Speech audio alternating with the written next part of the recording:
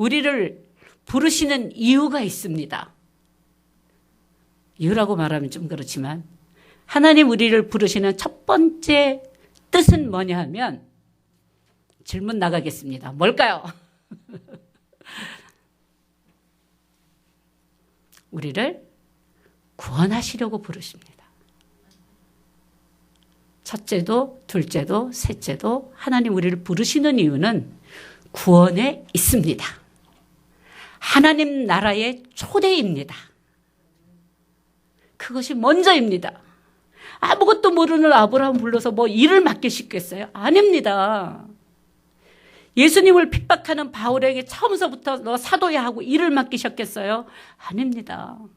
그를 먼저 구원해 놓으시면 그를 하나님 죄의 자리에서 하나님의 자리로, 하나님을 알지 못하는 무지한 자리에서 주님을 아는 자리로 인도하는 게 먼저이고, 하나님 나라로 가는 것이 먼저이고, 우리를 구원하심이 먼저입니다. 그 과정 속에 더 많이 깊이 깨달아져서 나는 목사가 돼야 되겠다 할 수 있습니다. 부르시면 곧 목사가 되고 부르시면 곧 선교사가 되는 게 아니고 뭔가 대단한 일을 해야 되는 게 아니라 나는 정말 너를 사랑하고 너를 구원하고 싶다. 그것이 부르심의 이유입니다. 유일한 이유는 우리를 구원하시겠답니다. 근데 그걸 놓치고 갈 때가 너무 많이 있습니다.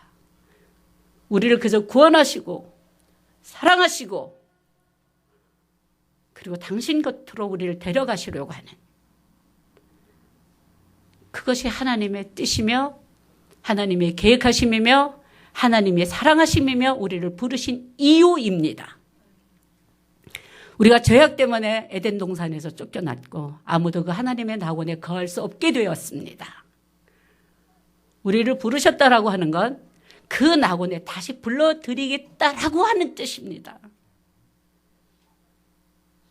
그래서 놀라운 것이고, 그래서 감사한 것이고, 그래서 은혜고, 그래서 축복입니다. 사도 바울의 은혜라는 말을 당신의 서신에 굉장히 많이 사용합니다. 사도 바울의 은혜라고 하는 참된 뜻은 뭐냐 하면 하나님 나를 부르셨습니다. 그리고 십자가에서 우리의 더럽고 추한 모든 죄악을 다 용서하셨습니다. 그리고 우리로 하여금 빛난 영광의 자리에 있게 하십니다. 하나님 부르셨습니다. 십자가의 사랑을 깨닫고 아는 자 되게 하셨습니다. 믿어지는 자 되게 하셨습니다. 그래서 구원의 자리에 하나님만을 바라보는 천국에 갈 수 있는 자리로 우리를 인도하셨습니다. 그 세계가 이렇게 어느 것 하나가 아니라 그 세계가 뭉쳐져서 그걸 은혜라고 바울은 고백하고 있는 겁니다. 나를 부르신 것이 감사한데 십자가의 사랑을 깨닫게 하시고 알게 하시고 그 십자가를 통하여 나의 더럽고 추한 모든 죄악을 예수 그리스도를 핍박하고 온갖 더럽고 추한 짓 한 모든 것들을 용서하시고 나로 하여금 하나님 옆에 하나님의 일꾼으로 살게 하신 그 모든 것들을 가리켜 그가 은혜라고 말하는 겁니다. 그게 은혜입니다. 근데 우리는 뭐가 좀 잘 되면 난 은혜 받았어. 여러분 은혜는 이미 너무나 넘치고도 충분하게 받으신 줄 믿으시기 바랍니다. 긍정적인 은혜는 나를 부르시고 십자가의 사랑을 깨닫게 하시고 나로 하여금 하나님 옆으로 갈 수 있는 특권을 주신 겁니다. 우리 다 하나님 옆에 갈 거잖아요. 갈 거죠? 그게 은혜입니다. 그렇게 살다 보면 좋은 일도 생기고 마음 아픈 일도 생깁니다. 뭐 어떻습니까? 금방 갈 건데요. 어려운 일 생기면 이겨낼 수 있는 힘을 달라고 기도하실 것이고 기쁜 일이 생기면 감사하면서 찬양하면 될 것이고 뭐 그리 그렇죠? 그게 은혜입니다. 어떻게 하나님이 나 같은 걸 기억하시고 사랑하시고 부르셨는지 십자가의 사랑을 깨닫게 하시고 저 십자가가 나 같은 죄인 때문이라는 것이 믿어지는 게 얼마나 놀라운 일입니까? 그게 믿어지십니까? 아직도 나는 십자가가 나 때문에라는 생각이 아직은 저에겐 없어요 하시는 분도 물론 있을 수 있습니다. 저도 처음에 그랬습니다. 그 믿어지는 게 너무나 기적입니다. 나가서 전도해 보세요. 얼마나 어려운지 몰라요. 그러니까 믿어지는 우리가 기적인 거예요. 그래서 바울은 그게 은혜라고 표현할 수밖에 없는 겁니다. 그게 믿어지니까. 그게 믿어질 뿐만 아니라 가슴에 불이 타는 것처럼, 이건 나가서 증거하지 않으면 내가 꼭 화를 입을 것처럼 그런 마음이 그 안에서 생겨나게 되는 거죠. 처음부터 그 마음이 있어서 불린 게 아닙니다. 그렇게 되어져 가는 겁니다.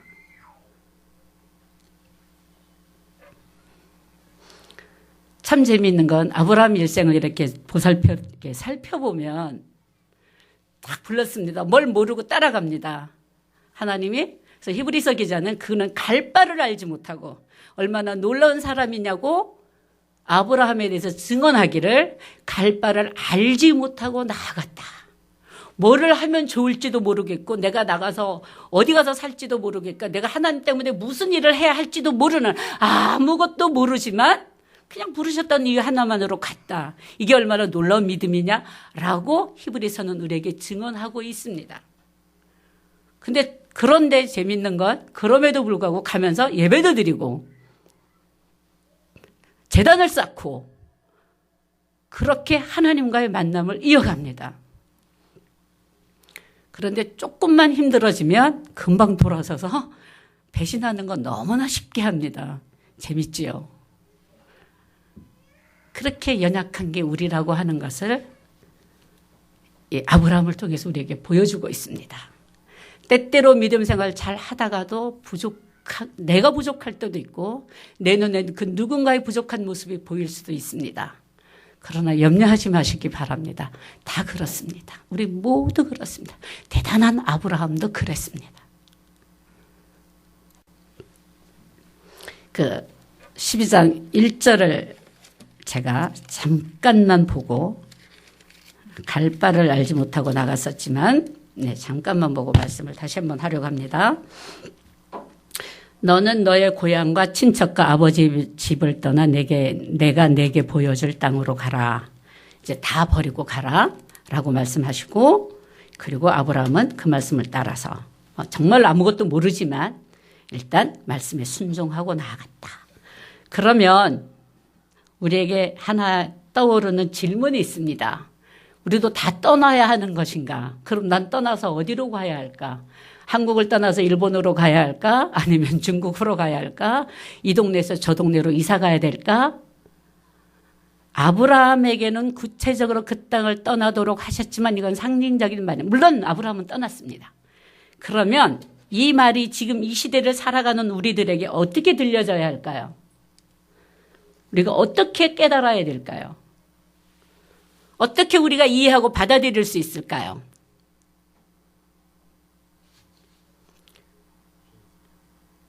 예? 예, 죄에서 떠나라. 또 정말 중요한 건 뭐냐 하면 자기가 가지고 있었던 기존의 울타리라고 하는 걸 우리는 다 갖고 있습니다. 자기의 생각의 틀, 사고의 틀, 감정의 틀, 이런 모든 것들을 우리가 가지고 그것을 결코 뛰어넘지 못합니다. 그러면서 자기가 가지고 있는 이 틀에 맞지 않으면 다 정죄합니다. 그리고 이거는 안 되고 이거는 되고 이거는 안 되고 이거는 되고 하는 식의 그 사고와 생각과 뜻을 우리 안에 너무나 많이 갖고 있습니다. 그 틀을 뛰어넘어라. 그 틀을 깨어라. 그 밖으로 나라고 하는 울타리를 벗어나서 나갈 수 있기를 하나님 원하십니다. 얼마 전에 우리 서울 한 달에 한 번씩 나가는 서울 뭐라 그러죠? 순방. 우리 상동교회를 갔는데 가는 그 차 안에서 제가 이제 수카쌤하고 했던 얘기가 있습니다. 제가 너무 무한도전을 좋아하다 보니까 온라인에서 만났던 몇몇 사람과 오프라인에서 만났다는 얘기를 했더니 놀라면서 기절하는 듯한 말을 제게 했습니다. 물론 저도 놀라고 기절할 만한 일을 했습니다. 제 자신 생각해도 이건 어떻게 이런 일을 이렇게 생각했는데 정말로 저는 기도를 많이 했고 그것이 내 울타리를 깨는 일이라 여겼습니다. 그들에게도 하나님의 복음은, 하나님의 사람은 다가갈 수 있어야 된다라고. 그들이 저를 만나서 제가 목사라는 말을 했고 너무 놀라워서 거의 기절하는 수준에 갔습니다. 어떻게 이런 일을 할 수 있냐? 난 할 수 있어. 예전에는 못했지만 지금은 할 수 있어. 중요한 건 하나님이라는 거죠. 우리의 관계를 통해서 하나님이 이루실 일, 그 안에서 그렇게는 말을 못하지만 제가 기대하고 말았던 건 이 안에서도 하나님의 복음은 하나님의 말씀 어떻게든 증거되고 전하여 져야 된다라고 하는 게 제 생각이었고, 그때 이제 자세히 그런 얘기는 안 했지만, 그래서 이것만 들으면 나를 이상하게 오해할 수도 있는데 하는 마음이 있었는데요. 이렇게 말씀을 증거할 기회를 하나님이 주셔서 그것이 어떤 차원에서 시작된 얘기인지를 하게 하셔서 전 너무나 그것조차도 고맙습니다. 감사하고요. 정말로 놀라워했어요. 그러면서 어떻게 이런 일이, 정말로 그분들의 생각은 어떻게 이런 일이었습니다. 그것도 나이가 제가 얼마나 많습니까? 그분들 다 그래도 제가 만난 사람 둘을 딱 만났는데 40이 넘은 아기도 있는 사람이어서 얘기하기가 너무 쉽고 편안하게 정성을 다해 만나고 함께 밥을 먹고 이후로도 또 만나고 지금도 계속 만남을 이어가고 있습니다. 내가 바라기는 기도도 많이 하고 무엇보다도 지혜를 달라는 기도를 요즘에 계속해서 내가 그런 만남을 계속해서 전 이어갈 예정이고요. 더 많은 만남을 늘 교회 안에서만 있다 보니까 교회 밖에 사람을 만날 기회가 저는 정말로 없습니다. 근데 그런 어떤 연결고리를 통해서라도 이렇게 사람을 만나고 어떻게 그렇게 만날 수 있어? 하는 그 울타리를 깨고 넘지 않으면 우리는 새로운 사람을 만날 수 없습니다. 저 사람은 안 돼 하고 내 나름대로 선을 그었든 내 나름대로 금을 그었든 내 나름대로 마음의 문을 닫았든 그런 것들을 열어놓지 않고는, 그걸 뛰어넘지 않고는 하나님을 제대로 증거할 수 없습니다. 여러분 하루의 상을 잘 보세요. 나 다 아는 사람 만나잖아요. 말이 통할 수 있는 사람하고 얘기하잖아요. 새로운 만남을 결코 시도하지 않아요. 이제 시도하시기 바랍니다. 나를 뛰어넘으시기 바랍니다. 저 사람이 내 기준에 도저히 아니어도 그 기준조차도 내가 정한 거지 주님이 정한 건 아닙니다. 그걸 뛰어넘어서 새로운 만남을 갖지 않으면 우리는 복음을 이제 새로운 사람에게 복음을, 수평이동은 있지만 예수 안 믿는 사람을 주님의 전으로 이끌어내는 일은 굉장히 어렵습니다. 그것이 내가 내게 지시할 땅으로 가라입니다. 내 본토 친척 아비집을 떠나 내가 그동안 해왔던 모든 일을 다시 벗어나서 너무나 새로운 것이지만 한 번쯤 시도해 보시기 바랍니다. 전 매우 좋습니다. 요즘도 계속 카톡도 하고 온라인에서 댓글도 달아드리고 그러면서 계속해서 교통을 갖고 있습니다. 굉장히 긍정적으로 보고 있습니다. 이런 일도 교회 목사가 할 수 있으세요 하는 그 벙찐 얼굴, 할 수 있다. 왜냐하면 주님이 너도 사랑하기 때문에라는 결론 하나입니다. 주님이 다 사랑하시니까 나는 모두와의 관계를 맺을 수 있다. 그리고 그 첫 발을 너와 디딜 수 있어 난 너무 고마웠다. 그 말도 들려주었습니다. 기억하시기 바랍니다. 나라고 하는 울타리, 우리라고 하는 울타리, 내가 금고놨던 모든 것들을 뛰어넘어 새로운 것에, 새로운 만남을 만들어내는 것도 굉장히 중요합니다. 제가 이 나이에 돼서야 그 옛날에 이렇게 젊고 그럴 때는 안 되는 게 저도 굉장히 많았던 사람 중에 하나입니다. 그건 꼭 죄악 같기도 하고 저런 일까지 해야 돼 하는 그런 생각이 저에게도 왜 없었겠습니까? 있었기 때문에 그동안 못했던 일들을 지금은 해보려고 하고 시도하고 있는 겁니다. 얼만큼 더 많이 시도할지도 모르겠습니다. 요즘 그래도 되게 그게 쉬운 일은 아니어서 자꾸 주저되고 어렵기도 합니다. 정말입니다. 두렵기도 합니다. 제대로 하나님이 보여지지 않는다면 어떻게 할까 하는 마음도 제게 있습니다. 그래서 매일 기도하고 만나러 갈 때마다 지혜를 달라고, 어떻게 하면 예수의 그 사랑이 전해질 수 있을지 행동 하나 말 하나 할 수 있도록 도와달라고, 그러고 기도하고 나가고 만나기 전에 기도하고 그렇게 하면서 그런 만남을 자주는 아니어도 어쨌든 한 달에 한 번 정도 이렇게 만나고 있습니다.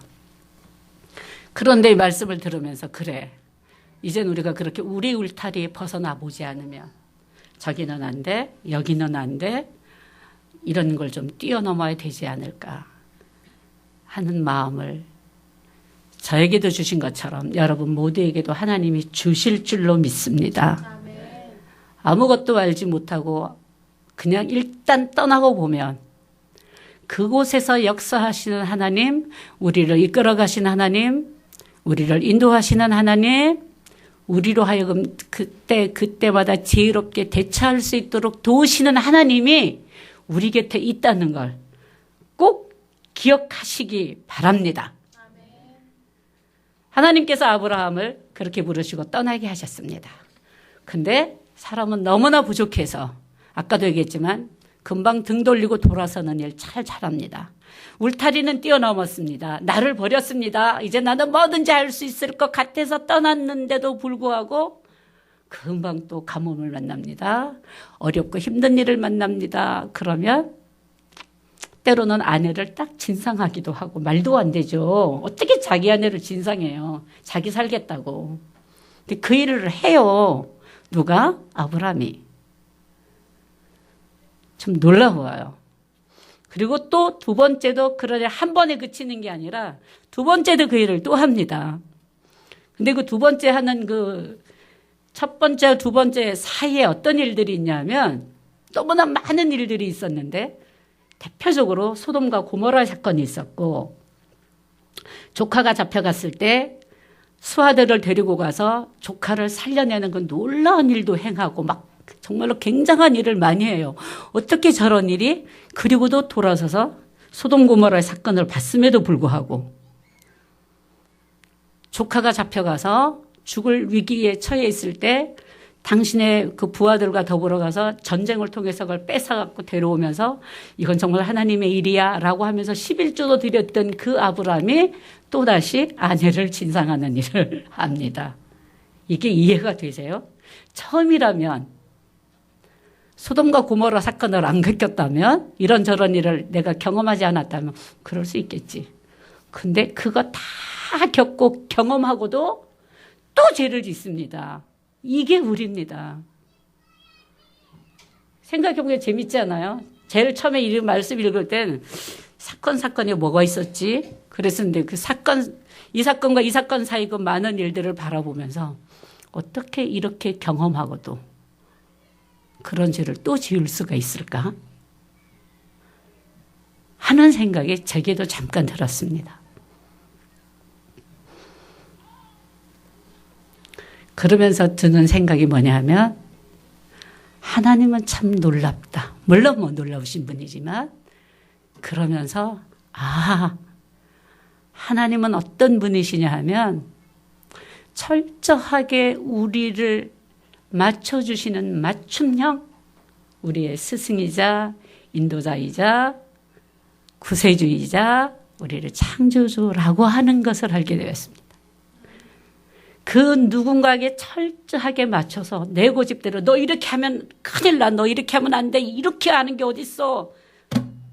한 번도 아브라함에게 그렇게 말씀하신 적이 없이 이렇게 죄 지으면 그것이 죄라고 하는 걸 이렇게 뒤를 돌아서 이렇게 은근하게 깨닫게 하십니다. 아내를 진상할 때 찾아서 막 남으라는 게 아니라 그 나라 그 왕이 그 아내를 범하지 못하도록 돌아와서 이게 죄악임을 알게 하시고 그 죄를 범하지 못하도록 하나님은 일을 해나가시더라고요. 우리에게 100% 맞춰주시는 그게 전 너무나 놀라웠습니다. 그래서 하나님이십니다. 기억하시기 바랍니다. 우리에게 맞춰주시는 분입니다.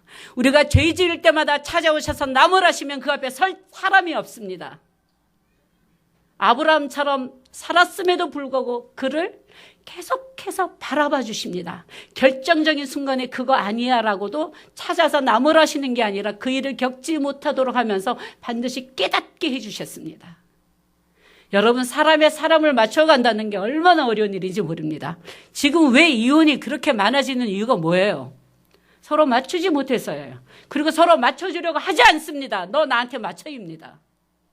조금도 이해하려 하지 않습니다. 배려하려 하지 않습니다. 너 왜 이거 하나 제대로 못해? 나는 이런 생각했고 끊임없이 그 싸움입니다. 결코 서로에게 맞춰주려는 노력하지 않으니까 성격 차이로 도저히 못 살겠다. 이렇게 가버리는 겁니다.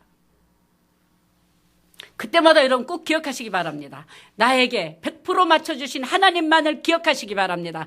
인간관계 속에 어려워지면 나를 맞춰주셔서 나로 하여금 진리의 길, 구원의 길, 하나님을 걷게 하시는 그 하나님 보시는 여러분 되시기를 바랍니다. 나를 받아주시고 나를 맞춰주는 그 하나님. 나도 누군가를 좀 맞춰주면 어떻습니까? 좀 져주면 어떻습니까? 한 발 뒤로 물러서면 어떻습니까? 하나님 그렇게 우리에게 하셨는데요. 하나님이 나에게 맞춰주지 않았다면 저 역시 하나님 앞에 설 수 없는 자입니다. 전 그거 너무나 잘 압니다. 하나님이 제게 맞춰주셨기 때문에 하나님 앞에 설 수 있었고 지금 이렇게 서서 말씀을 전할 수 있는 사람이 되었습니다. 내가 아닙니다. 그분이 나에게. 하나님의 사랑이 나를 그렇게 인도해 가십니다. 한 번 부르시면 철저하게 맞춰주시면서 끝까지 당신의 자리로 데려다 놓습니다. 구원의 자리에 있게 하십니다. 하나님의 자리에 있게 하십니다. 그분이 우리가 믿는 하나님이십니다. 철저하게 우리를 맞춰주시는 분. 당신의 기준에 설 사람 누가 있어요? 솔직히 우리 말도 안 되는 우리 기준 대단한 것처럼 막 목소리를 크게 말하는데 하나님의 기준에 맞는 사람 누가 있어요? 아무도 없습니다. 어떻게 그분의 기준에 맞아요? 그래도 당신의 기준 내세운 적이 없다는 것. 그냥 우리에게 맞춰주시고 우리가 반드시 구원받을 수 있도록 반드시 한 번 부른 사람 반드시 당신의 옆에 데려다 놓게 하기 위해서 당신은 100% 철저하게 우리의 눈높이에서 우리를 맞춰주시고 우리를 당신 옆에다가 딱 데려다 놓습니다. 전 그것을 믿습니다. 그리고 그것을 증거하고 전하기를 소원합니다. 그렇게 여러분들을 통해서 아브라함을 통해서 계시된 하나님은 그런 하나님인 겁니다. 부르셨습니다. 뭘 잘 모릅니다. 그래서 제멋대로 삽니다. 어느 순간 하나님을 만나고 경험하고 놀라운 것들을 체험하고 느껴서 하나님밖에 없다라고 고백했지만 또 등 돌리고 돌아서 그럼에도 불구하고 또 그 눈높이에 또 맞춰서 다시 또 시작하고 다시 또 시작하고 다시 또 시작하면서 하나님은 그렇게 그를 인도해 가십니다. 아브라함을 통해서 계시된 하나님, 그런 하나님입니다. 그래서 그 아브라함이 마지막에 창세기 22장에 보면 그 아들을 바치라 하는 음성이 들려지고 이제 하나님께서 그 아들을 바치는 모습 속에 우리 아브라함이 하는 고백이 있습니다. 아브라함이 하나님의 마음이 증거되는 말씀과 아브라함의 고백이 있는데 22장 12절 보시면 사자가 이르시되 그 아이에게 내 손을 대지 말라 그에게 아무 일도 하지 말라 내가 내 아들 내 독자까지도 내게 아끼지 아니하였으니 내가 이제야 내가 하나님을 경외하는 줄을 아노라. 예. 이제 끝없이 하나님이 아브라함에 맞춰주시고 마지막 순간에 이제 아브라함에게 더 큰 믿음의 사람이 되게 하시기 위한 결단을 하시고 가장 귀하게 여기고 소중하게 여기는 것 하나 내게 바쳐라고 하는 음성을 들려주시는데 그때 아브라함은 그 목소리에 순종합니다. 근데 여기 굉장히 이게 쉬운 얘기 같지만 아브라함이 하란을 떠날 때의 나이가 75세였습니다. 그리고 아들을 낳을 때는 몇 살이었어요? 100살. 이삭을 바칠 때 이삭의 나이는 17살. 합치면 25살, 이렇게 하나님의 부르심을 입었으니까 여기까지, 100살까지 75 빼면 쉽잖아. 25년이 나오고요. 17살을 더하면 42년이 나와요. 그러니까는 하나님이 40여 년간 동행하시며 그에게 맞춰주셨다가 마지막 정말로 결정적으로 하나님을 나타내 보여주셔요. 뭐를 보여주시냐면 나 외에 그 어떤 것도 나보다 더 사랑해서는 아니 되는 것을 말씀하시고 싶은 거예요. 100세에 얻은 아들이에요. 귀하기 그지없는 아들이에요. 얼마나 그 아들에게 매여서 살았을까요? 마지막에 그만큼 훈련하셨고 그만큼 동행하셨고 그만큼 맞춰주셨으니까 마지막 순간에 그 얘기를 하시고 아브라함은 그때서 비로소 알게 되는 거죠. 드립니다. 하나님의 마음이 이런 겁니다. 그래, 이제 너 정말로 제대로 나 사랑하는 거구나. 이제 됐다. 근데 그 얘기 나올 때까지 무려 40년이라고 하는 거죠. 우리는 쉽게 되는 게 아닙니다. 40년? 전 나이가 지금 66세인데 그래. 아직까지도 뭐 너무나 많이 새롭게 하나님 만나는 경험도 있고요. 부족한 것도 많고. 그렇습니다. 그때 돼서야 비로소 아 그래 이제 됐다. 그냥 걱정할 거 없습니다. 하나님이 무려 참아주신 게 40년입니다. 그보다 더 참으십니다. 그리고 그 사건 이후에 아브라함이 이런 고백을 그래서 합니다. 14절에 아브라함이 그 땅 이름을 여호와 이레라 하였으므로 오늘날까지 사람들이 이르기를 여호와의 산에서. 이 얘기가 무슨 이야기냐 하면 이제야 비로소 계속해서 나와 동행하신 하나님, 나를 위해서 앞서가시며 준비하신 요 사건만을 놓고 본 게 아니라 돌아보니까 지금껏 그분은 나와 함께 동행하셨을 뿐만 아니라 내 앞서가시며 모든 것을 준비해 주셨습니다라고 하는 고백을 비로소 하게 되는 겁니다. 아, 하나님은 여호와 이레셨네요. 제가 몰랐습니다. 그 옛날 나를 부르시던 그날부터 지금껏 하나님은 나를 그렇게 인도해 가셨고 그렇게 나를 이끌어 주셨으며 그렇게 나를 사랑해 주셨구나 하는 것 비로소 알게 되는, 그래서 여호와 이레의 하나님라고 고백합니다. 놀라운 사건이죠. 40년이 지나서야 비로소 생각해보면 다 주님의 인도하심이었고 앞서가시며 준비하심이었어. 다 내가 이렇게 해온 것 같았지만 그건 하나님의 은혜였어 라고 하나님 앞에 고백하고 하나님은 내가 이제 날 사랑하는 것 같구나 하셨고 정말로 나를 인도하셨구나. 하나하나 준비하면서 나를 이끌어 가셨구나 하는 고백을 하는 걸 볼 수가 있습니다. 그 시간이 무려 40년이라는 거죠. 그때까지 하나님 결단코 포기하시는 법 없습니다. 하나님 당신이 하시고자 하는 일을 주저하신 적도 없고 포기하신 적도 없고 그렇게 우리를 이끌어 가십니다. 그게 우리의 아버지, 우리의 하나님이십니다. 잠시 기도하겠습니다. 부족한 저희들을 불러서 주님의 자녀로 삼으시고 아무것도 알지 못할지라도 하나하나 일깨워 주시고 깨닫게 하셔서 한 번 부르신 그 하나님의 말씀 구약성서 창세기 12장 페이지 14쪽입니다. 창세기 12장 1절에서 4절에 있는 말씀 봉독해 올리겠습니다. 여호와께서 아브라함에게 이르시되 너는 너의 고향과 친척과 아버지의 집을 떠나 내가 내게 보여줄 땅으로 가라. 내가 너로 큰 민족을 이루고 내게 복을 주어 내 이름을 창대하게 하리니 너는 복이 될지라. 너를 축복하는 자에게는 내가 복을 내리고 너를 저주하는 자에게는 내가 저주하리니 땅의 모든 족속이 너로 말미암아 복을 얻을 것이라 하신지라. 이에 아브라함이 여호와의 말씀을 따라갔고 롯도 그와 함께 갔으며 아브라함이 하란을 떠날 때에 75세였더라.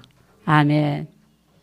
우리 계시라고 하는 말은 어떤 뜻을 가지고 있느냐 하면 감추어진 것이 드러난다는 뜻을 가지고 있습니다. 하나님은 기독교는 전부 다 감추어져 있고 우리가 찾아서 알 수 있는 것은 결코 없습니다.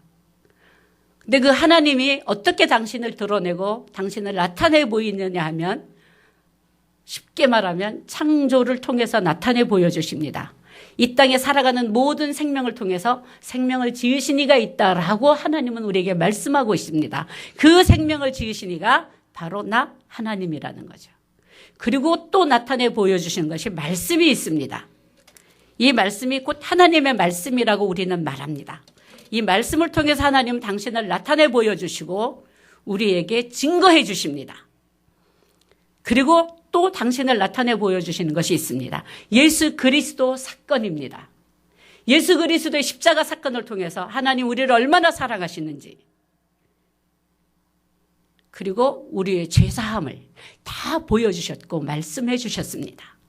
그런데 그것이 그냥 그렇게 나타나 있지만 그것을 입으로 증거하지 않으면 또 우리는 잘 모릅니다. 그래서 하나님은 사람을 부르십니다. 당신의 사람들을 부르십니다. 그 당신이 부르신 사람들을 통해서 구체적인 모든 이야기들을 하게 하십니다. 그래서 아브라함을 부르시고 베드로를 부르시고 바울을 부르시고 저기 계신 우리 장 목사님 부르시고 저같이 부족한 자도 부르시고 여러분들도 부르시고 이렇게 불러서 나에 대해서, 하나님에 대해서, 예수 그리스도의 십자가에 대해서, 이 땅에 모든 생명이 존재하게 된 그것에 대해서 말씀하게 하십니다. 그것이 기독교입니다. 우리가 믿는 하나님입니다. 그렇게 우리들이 하나님께 부르심을 입었습니다. 오늘은 그 부르심 중에서도 수없이 많은 사람이, 성경에 수없이 많은 사람이 등장합니다. 예언자들도 있고 12명의 예수님의 제자들도 있고 쭉 내려오면 사도들을 뒤따랐던 속사도들도 있고 굉장히 많이 있지만 그중에 우리 한 분을 찾아서 그분을 통해서 하나님은 어떻게 당신을 계시하셨고 그 계시한 것을 따라서 아브라함은 어떻게 당신의 인생을 살아갔는지 그런 이야기들을 살펴보면서 은혜를 나누고자 합니다. 하나님이 아브라함을 부르실 때 아브라함은 하나님에 대해서 아는 것이 없었습니다. 우리 모두는 다 하나님이 우리를 부르실 때 제대로 다 알아서 저 사람은 참 쓸만하구나. 하나님이 그래서 우리를 부르시는 건 아닙니다. 제가 지난주 수요예배도 설교를 드렸는데 바울을 부르셨을 때 모습은 어떠할까요? 어느 자리에서 바울을 불렀어요? 예수 그리스도를 믿는 모든 이들을 잡아 죽이는 그 자리에서 부르셨습니다. 놀랍지 않나요? 아브라함은 아무것도 모르는데 부르셨고 바울은 당신을 핍박하는 그 자리에서 바울을 부르셨어요. 여러분 정말 우리를 부르셨다는 것에 속아서 내가 썩 괜찮았기 때문에 불리움 받았다는 착각은 하지 마시기 바랍니다. 몰라도 괜찮습니다. 예수를 핍박해도 괜찮습니다. 그 자리에서 우리를 부르십니다. 서 있는 그 자리에서 우리를 부르시고 우리로 하여금 하나님을 알게 하십니다. 그것이 하나님의 방법입니다. 하나님이 우리를 부르시는 것은 우리의 생각이 있지 않고 그분의 생각이 있고 우리의 뜻에 있지 않고 그분의 뜻에 있습니다. 왜 아브라함이냐? 왜 바울이냐? 저 모릅니다. 저한테 그거 묻지 마십시오. 나중에 하나님 나라 가서 물어보세요. 왜 그러셨어요? 그건 아무도 대답할 수 없습니다. 우리가 알 수 있는 건 그렇게 부족할지라도 이렇게 예수 그리스도를 핍박할지라도 하나님이 부르셔서 은혜를 주신다라고 하는 것이 중요한 겁니다. 그거 중요한 것만 붙잡고 가시면 됩니다. 그럼 아무것도 모르는 아브라함을 불러서 예수 그리스도를 핍박하는 바울을 불러서 도저히 그분 앞에 설 수 없는 저희들이지만 불러주시고 하나님이 당신의 일을 하신다는데 그 놀라운 은혜만을 아시는 여러분 되시길 바랍니다. 그것이 정말로 놀라운 축복이고 은혜입니다. 나같이 아무것도 모르는 그럼에도 불구하고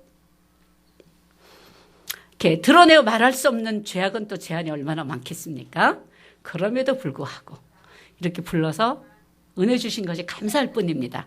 이것이 은혜입니다. 우리는 이런 생각을 합니다. 한국교회 안에 팽배해 있는 생각 중에 하나가 하나님 우리를 부르셨다라고 말하면 뭔가를 꼭 해야 할 것처럼 생각합니다. 엄청나게 대단한 일을 해야만이 그래도 그 소명을 부르셨다 그러면 소명, 부르심 니콜 소명이라고 하는 어떤 등식이 우리 안에 있는데 딱 그것만은 아닙니다. 그렇게 꼭 그냥 흔히 하는 목사가 되고 선교사가 되고 하는 차원의 얘기가 아니란 말입니다.